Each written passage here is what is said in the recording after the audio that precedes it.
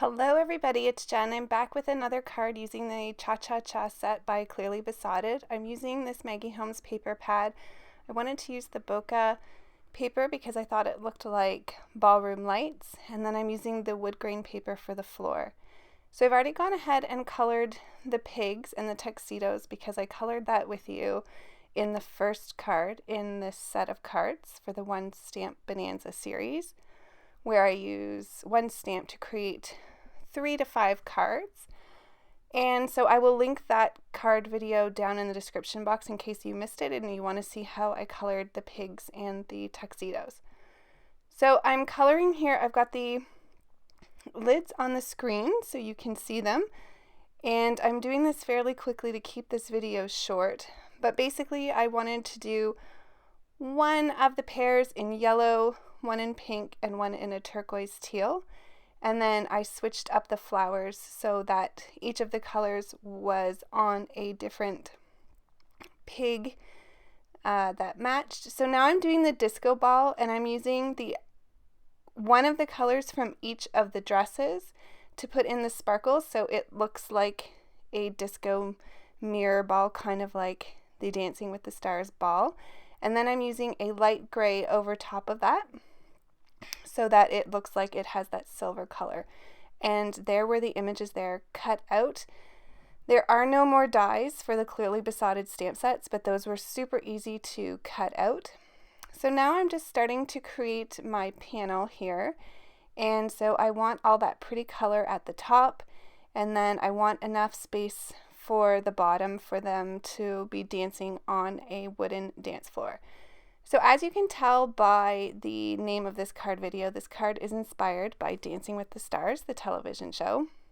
When I saw this set, I instantly thought of that TV show, which I've loved now for a few years. So I'm simply backing up this panel onto some cardstock just to give it some more weight.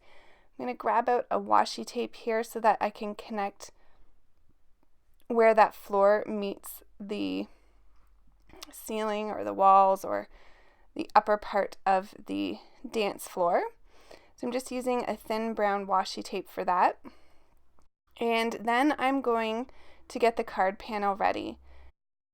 I really didn't know how I wanted to back up this card, and in the end I decided to do a white panel. So I cut out a rectangle using the L'Enfant Stitched rectangle die, and now I'm just going to pop up the dance floor, or the dance ballroom I guess, with some fun foam.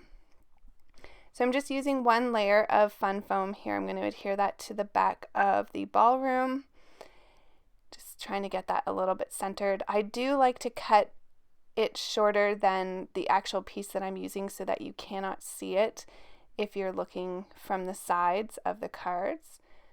So I thought the white would really let this pop out, and I wanted to use a white fishtail banner for the sentiment as well. This is from MFT Blueprints 27, which I use quite a bit. I love it. It is so practical. So I'm using the sentiment "Dance Like No One Is Watching." I used my VersaFine black onyx ink for that. I'm just going to place that there. I know I want it there.